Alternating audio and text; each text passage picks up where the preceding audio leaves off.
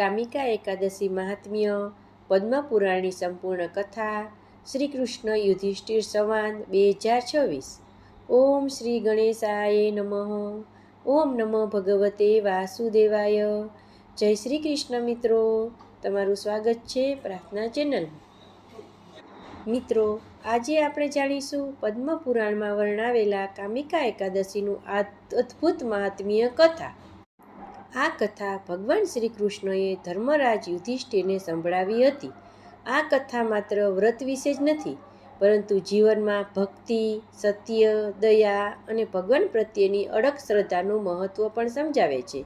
વિડીયોમાં અંત સુધી જરૂર બનેલા રહેજો, કારણ કે અંતમાં હું તમને કામિકા એકાદશીના એવા વિશેષ ઉપાયો જણાવીશ જે પરંપરાગત રીતે ખૂબ જ શુભ માનવામાં આવે છે. તો મિત્રો, ચાલો શરૂ કરીએ આજનો વિડીયો.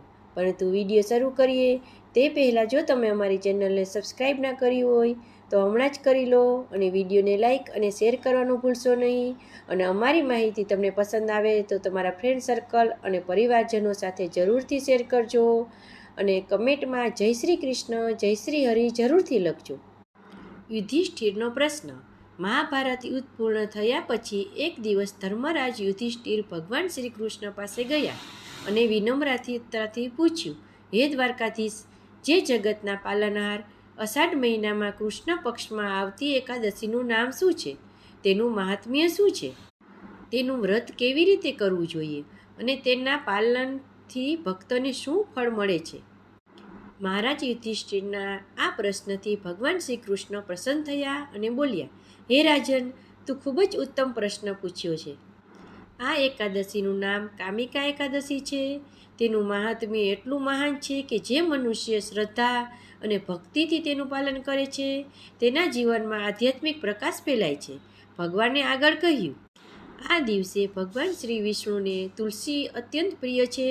તેથી તુલસીનું પૂજન, શ્રી હરિનું નામ સ્મરણ અને સાત્વિક જીવન જીવવાનો સંકલ્પ વિશેષ મહત્વ ધરાવે છે.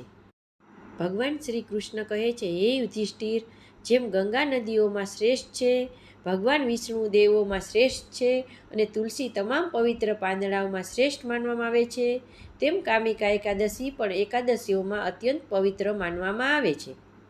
ભગવાને કહ્યું, આ દિવસે જો કોઈ ભક્ત સાચા મનથી ભગવાન શ્રી હરિની પૂજા કરે, તુલસી અર્પણ કરે, ભજન કરે અને સારા કર્મ કરવાનો સંકલ્પ કરે તો તેને મહાન આધ્યાત્મિક પુણ્ય પ્રાપ્ત થાય છે. ત્યારબાદ ભગવાન શ્રી કૃષ્ણ એક પ્રાચીન કથા સંભળાવે છે. પ્રાચીન સમયમાં એક નગરમાં એક શક્તિશાળી ક્ષત્રિય રહેતો હતો. તેને એક દિવસ કોઈ કારણસર તેને એક બ્રાહ્મણ સાથે ભયંકર વિવાદ થયો. ક્રોધમાં આવીને તેણે બ્રાહ્મણની હત્યા કરી નાખી.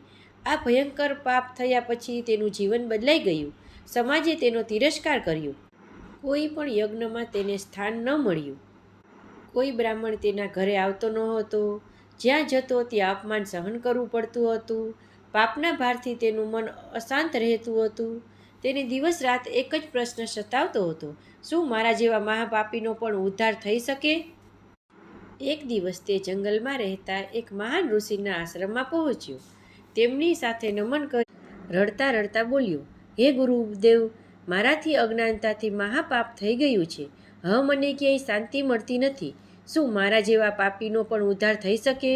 ઋષિએ તેની તરફ કરુણાભરી નજરે જોયું અને કહ્યું, પુત્ર, દરેક પાપનો પ્રાયશ્ચિત હોય છે, પરંતુ તે માટે સાચો પશ્ચાતાપ, ભક્તિ અને સારા કર્મ જરૂરી છે. ત્યારબાદ ઋષિએ તેને અષાઢ વદ પક્ષની કામિકા એકાદશી વ્રત કરવાની સલાહ આપી. ઋષિએ કહ્યું, એકાદશીના દિવસે બ્રહ્મ મુહૂર્તમાં ઉઠીને સ્નાન કરજે, ભગવાન શ્રી વિષ્ણુનું પૂજન કરજે, તેમને તુલસીના પાન અર્પણ કરજે, આખો દિવસ ભગવાનનું નામ સ્મરણ કરજે અને કોઈને પણ જીવને દુઃખ ન પહોંચાડતે. ક્ષત્રિય ઋષિની આજ્ઞાનું સંપૂર્ણપણે પાલન કર્યું. એકાદશીના દિવસે તેમણે ઉપવાસ રાખ્યો, ભગવાન શ્રી હરિની ભક્તિ કરી, ઓમ નમઃ ભગવતે વાસુદેવાય મંત્રનો જાપ કર્યો અને આખી રાત ભજન કીર્તન કર્યું. બીજા દિવસે દ્વાદશીના પારણા પછી તેણે ગરીબોને અન્નદાન કર્યું અને ગાયને રોટલી તથા ગોળ ખવડાવ્યા. શાસ્ત્રોમાં વર્ણન છે, તેની નિષ્ઠા નિષ્ઠાભરી ભક્તિથી ભગવાન શ્રી વિષ્ણુને પ્રસન્ન થયા. તેના હૃદયમાંથી અહંકાર અને પાપનો અંધકાર દૂર થયો. તેને આંતરિક શાંતિનો અનુભવ થયો અને તેણે બાકીનું જીવન સદાચાર તથા ભગવાનની ભક્તિમાં વિતાવ્યું. આ કથા આપણને શીખવે છે કે સાચા હૃદયથી કરેલો પશ્ચાતાપ, ભક્તિ અને સારા કર્મ જીવનમાં પરિવર્તન લાવી શકે છે. હવે આપણે આગળના ભાગમાં જાણીશું કામિકા એકાદશીનું મહાત્મ્ય વિશે, ભગવાન શ્રી કૃષ્ણએ કહેલા અદ્ભુત ફળ અને આ દિવસે કરવાના વિશેષ ધાર્મિક ઉપાયો. ભગવાન શ્રી કૃષ્ણ ધર્મરાજ યુધિષ્ઠિરને કહે છે, હે રાજન, હવે હું તને કામિકા એકાદશી મહાત્મ્ય જણાવું છું, જે દેવતાઓને પણ દુર્લભ છે. ભગવાન કહે છે, કામિકા એકાદશીના દિવસે ભગવાન શ્રી વિષ્ણુને તુલસીનું એક પાન પણ ભક્તિપૂર્વક અર્પણ કરનાર ભક્ત પર શ્રી હરિ પ્રસન્ન થાય છે તેવી માન્યતા છે. ભગવાન કહે છે, જે ભક્ત આ દિવસે ભગવાનનું નામ સ્મરણ કરે છે, વિષ્ણુ સહસ્ત્ર નામનો પાઠ કરે છે, સ્વાસ્તિક જીવન સંકલ્પ લે છે, તેના મનમાં ભક્તિ અને શાંતિનો વિકાસ થાય છે. ભગવાન શ્રી કૃષ્ણ આગળ કહે છે, હે યુધિષ્ઠિર, કામિકા એકાદશીના દિવસે ગાયને ચારો ખવડાવો, પક્ષીઓને દાણા નાખવા અને જરૂરિયાતમંદ લોકોને અન્નદાન કરવું અને ભગવાનના મંદિરમાં ઘીનો દીવો પ્રગટાવવો ખૂબ જ શુભ માનવામાં આવે છે. આ દિવસે ભક્તોએ ક્રોધ, અસત્ય, નિંદા અને લોભથી દૂર રહેવાનો પ્રયત્ન કરવો જોઈએ. સાચી એકાદશી માત્ર ઉપવાસથી નથી, પરંતુ મન, વાણી અને કર્મની પવિત્રતા છે. કામિકા એકાદશીના હવે વિશેષ ધાર્મિક ઉપાયો આપણે જાણીશું. પહેલું, તુલસી પૂજન. સાંજે તુલસી માતા પાસે ઘીનો દીવો પ્રગટાવી ઓમ નમઃ ભગવતે વાસુદેવાય મંત્રનો જાપ કરવો જોઈએ. બીજું, પીળા ફૂલ અર્પણ કરો. ભગવાન શ્રી વિષ્ણુને પીળા ફૂલ અને તુલસી અર્પણ કરો. ત્રીજું, અન્નદાન. તમારી શક્તિ પ્રમાણે ગરીબોને અન્ન, ફળ અથવા અનાજનું દાન કરો. ચોથું છે ગૌ સેવા. ગાયને લીલું ઘાસ અથવા રોટલી ખવડાવો. પાંચમું છે શ્રી હરિનું સ્મરણ. દિવસભર ભગવાનના નામનું સ્મરણ કરો અને શક્ય હોય તેટલી વાર ઓમ નમઃ ભગવતે વાસુદેવાય મંત્રનો જાપ કરો અને વિષ્ણુ સહસ્ત્રનામ અથવા ભગવદ્ ગીતાનું પઠન કરો. આ બધા ઉપાયો ધાર્મિક પરંપરા અને લોકમાન્યતાઓ પર આધારિત છે. તેમનો મુખ્ય ભાવ ભક્તિ, દયા, દાન અને સદાચાર છે. મિત્રો, હવે આપણે આગળ જાણીશું આ વ્રતની સંપૂર્ણ પૂજા વિધિ અને વ્રતના નિયમો. મિત્રો, કામિકા એકાદશીના દિવસે બ્રહ્મ મુહૂર્તમાં જાગરણ, એકાદશીના દિવસે સૂર્યોદય પહેલાં જાગવું ખૂબ જ શુભ માનવામાં આવે છે. સ્નાન કરીને સ્વચ્છ અથવા પીળા રંગના વસ્ત્રો ધારણ કરો. ત્યારબાદ ભગવાન શ્રી વિષ્ણુનું ધ્યાન ધરો અને મનમાં સંકલ્પ કરો, હે શ્રી હરિ, હું આજે સંપૂર્ણ શ્રદ્ધા અને ભક્તિથી કામિકા એકાદશીનું વ્રત કરું છું.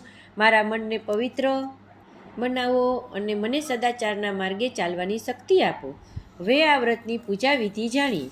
ભગવાન શ્રી વિષ્ણુ પ્રતિમા અથવા ચિત્ર સમક્ષ ઘીનો દીવો પ્રગટાવો. પીળા ફૂલ, તુલસીના પાન, ફળ અને પ્રસાદ અર્પણ કરો. ત્યારબાદ 108 વખત ઓમ નમઃ ભગવતે વાસુદેવાય મંત્રનો જાપ કરો. શક્ય હોય તો વિષ્ણુ સહસ્ત્રનામ, વિષ્ણુ ચાલીસા અથવા ભગવદ્ ગીતાના 12મા અધ્યાયનું પઠન કરો. વ્રત દરમિયાન ધ્યાનમાં રાખવાની બાબતો: ક્રોધ ન કરવો, કોઈની નિંદા ન કરવી, અસત્ય બોલવાનું ટાળવું, વ્યસનથી દૂર રહેવું.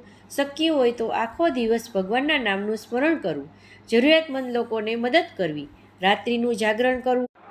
શાસ્ત્રોમાં એકાદશીની રાત્રે ભજન, કીર્તન અને ભગવાનના નામનું સ્મરણ કરવાનું વિશેષ મહત્વ જણાવાયું છે. પરિવાર સાથે ભજન કરો અથવા વિષ્ણુના સ્તોત્રો સાંભળો. દ્વાદશીનું પારણું. બીજા દિવસે દ્વાદશીના દિવસે તિથિમાં યોગ્ય સમયે પારણું કરો. પારણા પહેલાં ભગવાનને ભોગ અર્પણ કરો અને શક્ય હોય તો ગાયને રોટલી તથા ગોળ ખવડાવો. ત્યારબાદ તમારી શક્તિ પ્રમાણે અન્નદાન કરો. અંતિમ પ્રાર્થના: હે શ્રી હરિ, જો આ વ્રતના મારાથી કોઈ ભૂલ થઈ ગઈ હોય તો મને ક્ષમા કરજો. મારા પરિવાર પર તમારી કૃપા સદાય જળવાઈ રહે. અમારા જીવનમાં ભક્તિ, શાંતિ અને સદ્બુદ્ધિ આપજો. સર્વનું કલ્યાણ કરજો. મિત્રો, અત્યાર સુધી આપણે કામિકા એકાદશીનું મહાત્મ્ય, પદ્મપુરાણમાં વર્ણવેલ કથા, પૂજા વિધિ અને વ્રતના નિયમો વિશે જાણ્યું. હવે આપણે જાણીએ આ વ્રતનો સાચો સંદેશ શું છે. ભગવાન શ્રી કૃષ્ણ ધર્મરાજ યુધિષ્ઠિરને કહે છે, હે રાજન, એકાદશીનું વ્રત માત્ર ભૂખ્યા રહેવાનું નામ નથી. મનને શુદ્ધ કરવું, ભગવાનનું સ્મરણ કરવું, સત્ય બોલવું, દયા રાખવી અને સારા કર્મ કરવા એ જ એકાદશીનો સાચો અર્થ છે.